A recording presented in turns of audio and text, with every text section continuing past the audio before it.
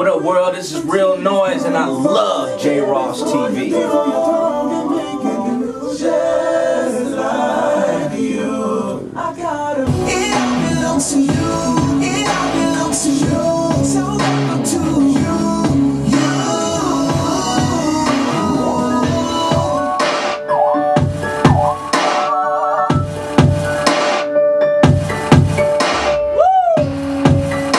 What's up, y'all? This your boy J Ross, hanging out with my cat, y'all. Michael Rill, Whitfield. He let me hear some of his new stuff.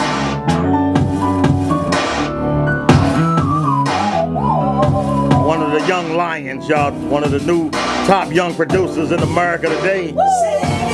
Yeah.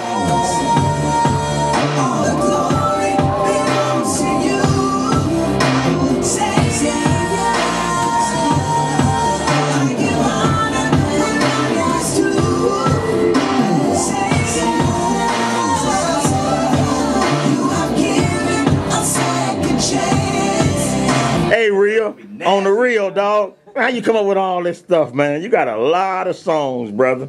Man, just listening to pretty much everything, dude. Listening to all of the top 100 joints on like Z1077 coming up, and listening to what they doing, because they making all of the money. So I want to listen to what they doing, listen to their formula, and come up with my own fusion of what I know. So that's how I'm doing it, man. Well, how you get in the game, man? What made you want to do this?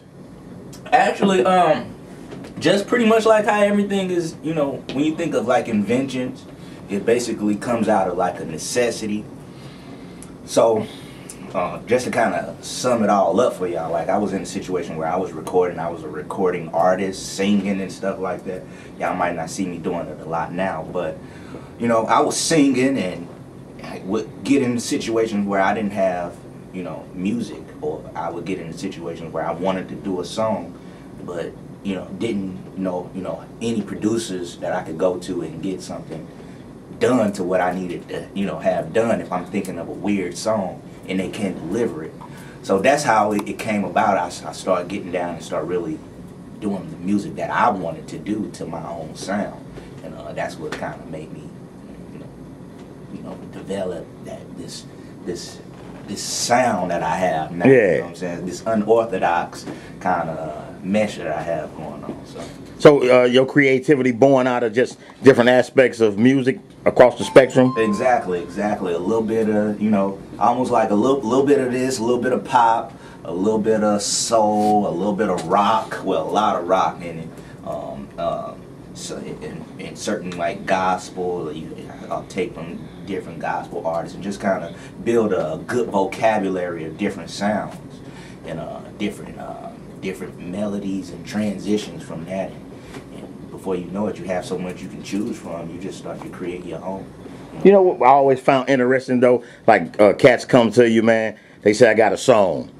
You know, they might sing it to you, give you an idea what it sounds like, and they leave it up to you to come up with the structure and man. I mean, man, you got the the kind of person that can do that got to have something special in them, man. You know, it's not like being a welder, or being able to fly an airplane, but coming up with a song that someone else hears in their spirit, for you to find what they're trying to bring out. I mean, really, it's just listening to, the picture that they're trying to paint. I mean, it's one thing to come in and just, sit down and just play a melody to whatever they're doing. But when you really listen to like the lyrical content of what an artist is trying to get across and the concept that they have, the real key thing is like the concept. If they come in and say, just whatever their catchphrase is in their lyric, I kind of draw off of that and then try to find the right instruments or the right sounds. Maybe it's not a piano that they need. Maybe they need some kind of sequence pad behind it to really illustrate what the point they're trying to get across, the dramatics of this song. So from there, I listen, really just listen and pay attention to the artist and what they're trying to say and build off of that. So growing up, is this what you always wanted to do when you were a kid? Absolutely not. I would say absolutely not. But what I did is I got hit with reality. my thing was, anybody that knows me well from a kid, like, I mean, they knew I was always able to do music. But a lot of times, like, when you are brought up on music, that's not really, you know, kind of what if that's all that you know, that ain't what you really want to start doing once you start becoming yourself, once you start hitting 12 and stuff like that, or you know, you want to start doing stuff like sports. You know what I'm saying? I seen Michael Jordan. You know what I'm saying? I wanted to play basketball. My main thing really was football. Yeah. But then I got hit with the reality in high school that, you know, chances are, you know, my body size. Yeah. Body size. I wasn't gonna be able to be the next Deion Sanders or nothing like that. So reality hit and was like, let's go back home to the music. And the crazy thing about it is like through like singing in some like talent shows and stuff like that, I ended up scoring some attention from some heavy hitters in the music game today. And the crazy thing about it is I didn't even win these talent shows, you know what I'm saying? But they saw something in me and wanted to, you know, give me the shot as opposed to the winner. And that kind of sparked the thing for me. It got me, you know, my first deal. And from there, it just kind of, you know, took off. Music was like, all right, summer break, I got to go fly here and stay here for a while and do that. So I could roll with that. So I put football down. You know, my first love, I put football down and, you know, start playing, you know, doing music. You know. So, what makes a great producer a great producer? When he knows that he's a producer, and not just, and being a producer means that, when I say knowing that he's a producer is made to create and be innovative, you know what I'm saying, and not live within the boundaries of what's been taught.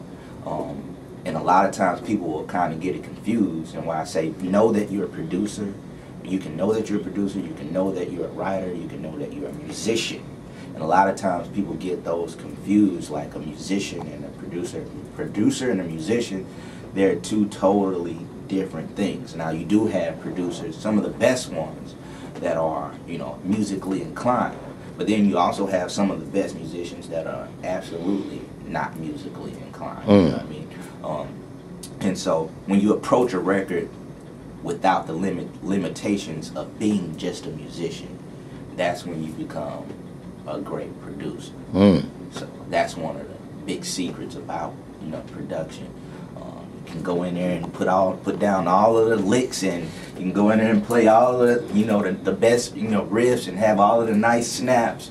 But if you can't put that record together and you just hindered by what you've been taught, your classical training or your gospel training is supposed to sound like this, it's supposed to be done this way, then you'll never experiment and find out, you know, what's outside of that realm of what somebody taught you to do. So that's what I think, you know, makes a good producer, you know, an even better producer.